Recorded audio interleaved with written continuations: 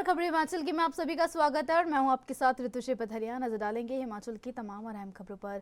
नेता प्रतिपक्ष जयराम ठाकुर ने शिमला में बयान देते हुए कहा कि भारतीय जनता पार्टी हमेशा चुनावों के लिए तैयार रहती है और 5 राज्यों के चुनावों में पार्टी अच्छी तरह जीत दर्ज करेगी। साथ ही उन्होंने कहा कि देश में इस समय पूरा माहौल भारतीय जनता पार्टी के पक्ष में बना हुआ है और पार्टी को इसका फायदा होगा, पार्टी अच्छा प्रदर्शन करेगी। वहीं उन्होंने कहा कि विपक्ष के पास ना नेता है, ना नीति है और ना ही नीयत है।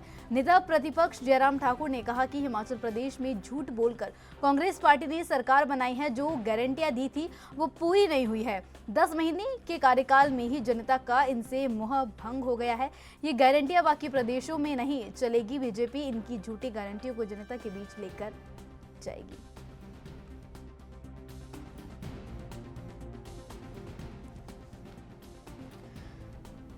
हिमाचल के नेता प्रतिपक्ष जयराम ठाकुर ने शिमला में बयान देते हुए कहा कि भारतीय जनता पार्टी हमेशा चुनावों के लिए तैयार रहती है और 5 राज्यों के चुनावों में पार्टी अच्छी जीत दर्ज करेगी। साथ ही उन्होंने कहा कि देश में इस समय पूरा माहौल भारतीय जनता पार्टी के पक्ष में बना हुआ है और पार्टी को इसका फायदा होगा, पार्टी अच्छा प्रदर्शन करेगी। वहीं उन्होंने कहा कि विपक्ष के पास ना नेता है, ना नीति है और ना ही नीयत है। नेता प्रतिपक्ष जयराम ठाकुर ने कहा कि हिमाचल प्रदेश में झूठ बोलकर कांग्रेस पार्टी ने सरकार बनाई है, जो गारंटियां दी थी वो पूरी नहीं हुई है। 10 महीने के कार्यकाल में ही जनता का इनसे मोह भंग हो गया है। ये गारंटियां बाकी प्रदेशों में नहीं चलेगी। बीजेपी इनकी झूठी गारंटियों को जनता के बीच लेकर जाएगी।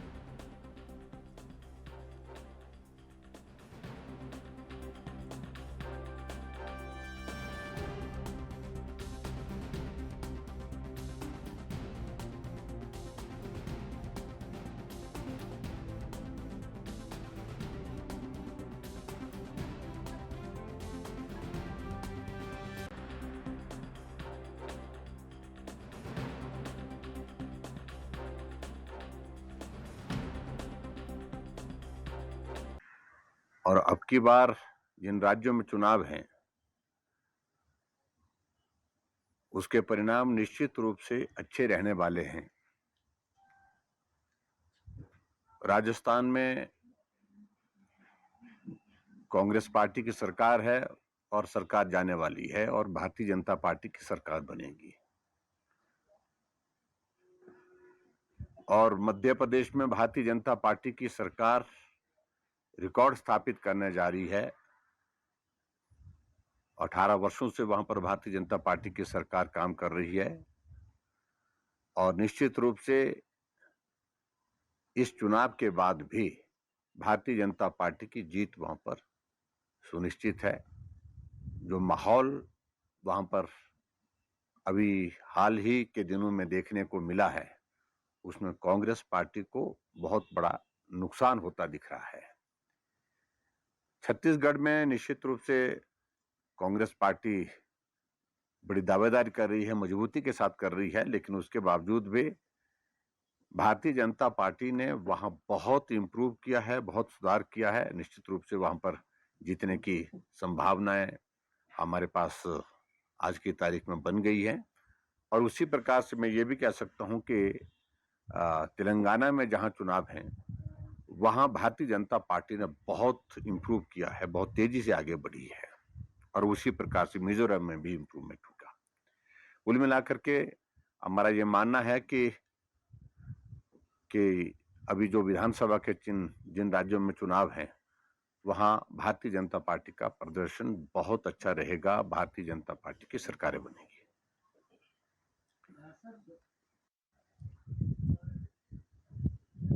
हिमाचल प्रदेश में एक बार झूठ बोल करके उनने सफलता हासिल कर ली, सरकार बना ली, लेकिन सरकार बनने के बाद 10 महीने में बुरी तरह से एक्सपोज हो गए हैं और जो गारंटियां दी हैं उनका क्या हश्र हो रहा है। और 10 महीने की हिमाचल प्रदेश में कांग्रेस सरकार की हालत क्या बन चुकी है, इस बात को आप अच्छी तरह से समझते हैं कि जहां सचिवालय के सामने जाएं वहां धरना प्रदर्शन, चौड़ा मैदान में धरना प्रदर्शन, जिला मुख्यालय में धरने प्रदर्शन, छोटे से 10 महीने के कार्यकाल में यह स्थिति आ गई तो आप अंदाजा लगा सकते हैं कि किस प्रकार से हिमाचल प्रदेश की जनता का मोह भंग हो गया है वर्तमान कांग्रेस की सरकार से।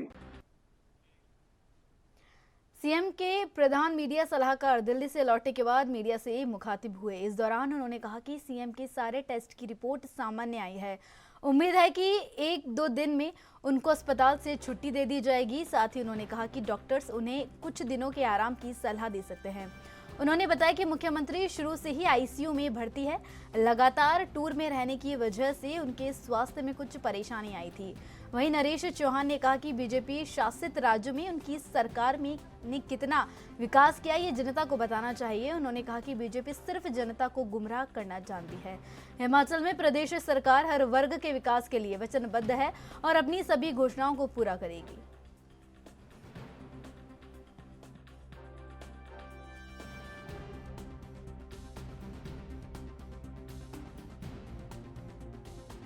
मुख्यमंत्री जी एम्स में इलाज चल रहा है, ये आप सभी जानते हैं। और जो अपडेट था कल तक का भी और आज तक का भी, उनके स्वास्थ्य में बड़ी तेजी से सुधार हुआ। और कल जो टेस्ट हुए, सीटी स्कैन हुआ और टेस्ट हुए, बिल्कुल सही नॉर्मल है। और ये ठीक है कि वो आईजीएमसी में जो उपचार हो रहा था उसी को आगे बढ़ाया गया है एम्स में भी। लेकिन एम्स में जाने के बाद जो लोगों से मिलना जुलना शिमला में था, आईजीएमसी में था, वो बात जो है पूरी तरह से वहाँ नहीं हो पाया, जिससे उनको पूरी तरह से इलाज भी मिला और आराम भी मिला। और अपडेट ये है कि अब वो पूरी तरह से स्वस्थ है। उनका जो जितने भी टेस्ट आए हैं सब नॉर्मल है और हम उम्मीद करते हैं कि डॉक्टर जो एडवाइस करेंगे, हो सकता है कि अगले 1-2 दिनों के बीच उनको वहाँ से डिस्चार्ज भी कर सकते हैं। भाजपा की अपनी मजबूरी है, भाजपा देश में राज कर रही है, उन राज्यों में भी वो राज कर रही है जहाँ पर चुनाव हो रहे हैं, वहाँ पर मध्य प्रदेश में उनकी सरकार है। तो उनको उस बात को बताना चाहिए कि भाजपा ने उन राज्यों में क्या दिया लोगों को। वो हिमाचल की बात अगर आज कर रहे हैं तो वो एक स्वाभाविक तौर पे कि हिमाचल प्रदेश में जो कांग्रेस पार्टी ने और हिमाचल प्रदेश के लोगों ने जो कांग्रेस की सरकार बनाई है, वो एक सबसे बड़ा चैलेंज भाजपा के लिए था। इसका मतलब वो उन चीजों से डर रहे हैं। हमने किया है, ओपीएस को बहाल करने वाली देश के अंदर पहली सरकार बनी, पहली कैबिनेट में किया। 1,36,000 लोगों को आज पेंशन मिल रही है, उस पर सवाल करे भाजपा। हिमाचल सरकार की ओर से प्रदेश में रासवे में इंतकाल संबंधी लंबित पड़े मामलों का निपटारा करने के लिए 30 से 31 अक्टूबर को विशेष अभियान चलाया गया। इस संबंध में एसडीएम ऊना विश्व मोहन देव चौहान ने बताया कि उपमंडल ऊना में 2 दिनों में रासवे के कुल 416 इंतकाल संबंधी मामले निपटाए गए।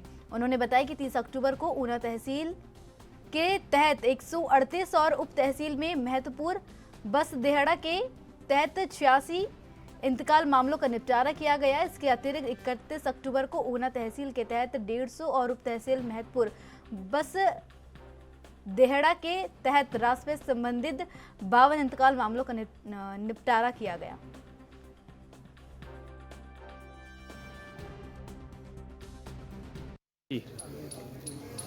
मैं स्वरूपलाल सानो करतार चंद 27 निवासी गोल्डा खुर्द से बात कर रहा हूँ, जिला ऊना।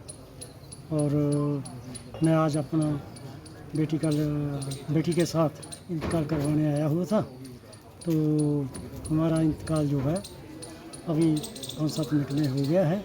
मैं हिमाचल प्रदेश सरकार सुक्खू जी का बहुत बहुत धन्यवाद करता हूँ कि जो इन्होंने ये 2 दिन का रखा हुआ था इंतकाल के लिए, इसके साथ हमारे लोगों को काफ़ी समय भी बचा और समस्या भी दूर हुई। तो मैं आगे भी यही कहूँगा कि आगे के लिए भी ऐसा ही प्रोग्राम बना के रखें। और मैं फिर से हिमाचल सरकार का खास करके मुख्यमंत्री सुक्खू जी को बहुत धन्यवाद करता हूँ। जी, मैं गुरचरण सिंह मोहल्ला बैली वार्ड नंबर 9 ऊना का रहने वाला हूँ। हमने इंतकाल के लिए काफ़ी समय पहले से अप्लाई कर रखा था, जो अभी तक हुआ नहीं था। लेकिन माननीय मुख्यमंत्री सुखविंदर सिंह सुक्खू की तरफ से जो सरकार ने 30 और 31 तारीख का समय रखा है, उसके अंतर्गत हमारा ये काम यहाँ 5-7 मिनट में ही हो गया। इसके लिए मैं सरकार का बहुत आभारी हूँ। कि जिनकी मतलब तरफ से ये जो स्कीम रखी गई है उसका हमें बहुत बेनिफिट मिला है। जैसा कि सर्वविदित है कि हिमाचल प्रदेश सरकार द्वारा प्रदेश में पड़े लंबित इंतकालों को पूर्ण करने के लिए जो है एक स्पेशल मुहिम चलाई गई थी, जिसमें कि 30 अक्टूबर और 31 अक्टूबर को जो है इंतकाल दिवस के रूप में मनाया जाना था।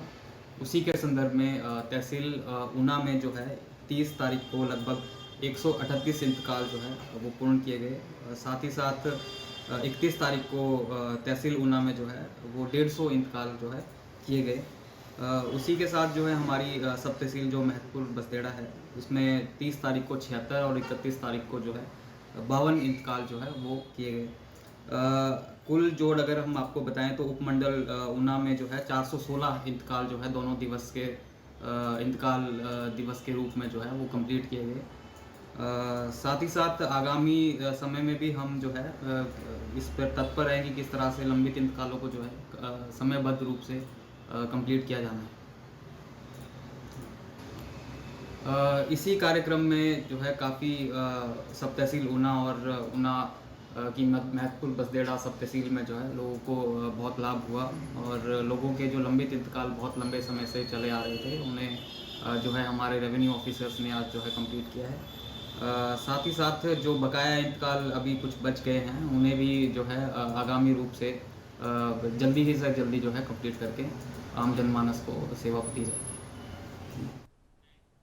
तो फिलहाल वक्त है छोटे से ब्रेक का। ब्रेक के बाद फिर हाजिर होंगे।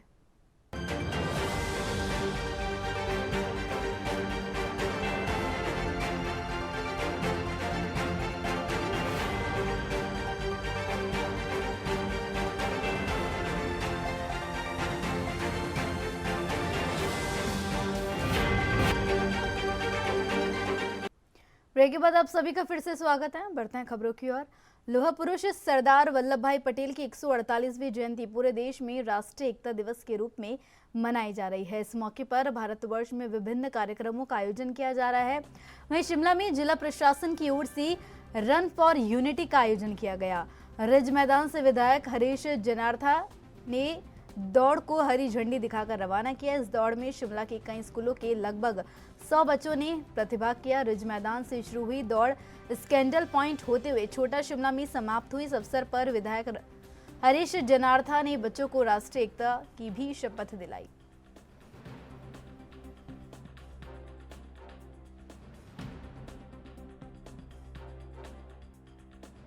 वल्लभ भाई पटेल की यहाँ पर जयंती है और जयंती के अवसर पर यहाँ पर रन फॉर यूनिटी का भी आयोजन किया गया। क्या कहना चाहेंगे? लौह पुरुष का भारत में एक अहम योगदान था यहाँ पे रियासतों के विलय में। आज वल्लभ भाई पटेल जी की जयंती के दिवस पर ये हमारे एडमिनिस्ट्रेशन ने यहाँ पे एक रन फॉर यूनिटी का मैराथन ऑर्गेनाइज किया है और जहाँ तक कि उनके योगदान की बात है वो पूरा भारतवर्ष जानता है। उन्हें लौह पुरुष के नाम से जाना जाता है और जो उनके कार्य उन दौरान जब भारत की आज़ादी हुई थी उनको हमेशा याद रखेंगे और आगे आने वाले वक्त में भी ये कार्य भरपूर तरीके से आगे चलते रहेंगे। लोह पुरुष सरदार वल्लभ भाई पटेल की जयंती देश भर में राष्ट्रीय एकता के रूप में मनाई गई। ऊना उपायुक्त कार्यालय परिसर में उपायुक्त राघव शर्मा ने अधिकारियों और कर्मचारियों को राष्ट्रीय एकता, अखंडता और सुरक्षा को मजबूत बनाए रखने के लिए हमेशा समर्पित रहने की शपथ दिलाई।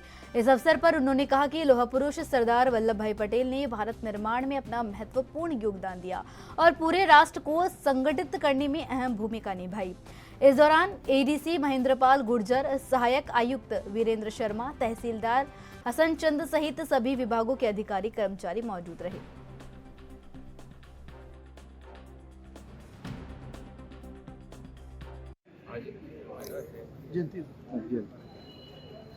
सर, आज सरदार वल्लभ भाई पटेल की जयंती पर शपथ ग्रहण यहाँ करवाई गई, क्या मुख्य उद्देश्य है?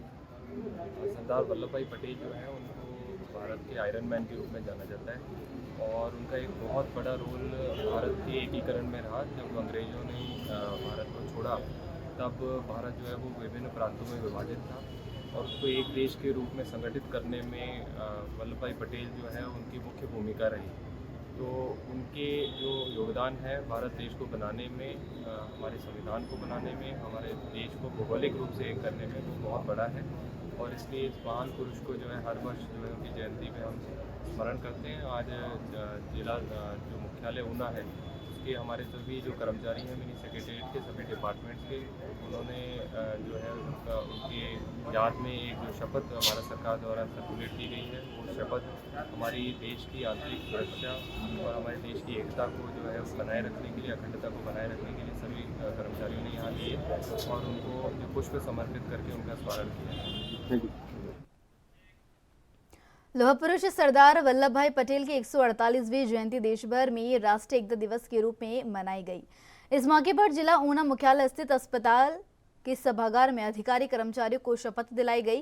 कार्यक्रम में सीएमओ संजीव शर्मा ने कहा कि हर वर्ष लौह पुरुष वल्लभ भाई पटेल की जयंती राष्ट्रीय एकता दिवस के रूप में मनाई जाती है और सरदार वल्लभ भाई पटेल के योगदान को हमेशा याद रखा जाएगा।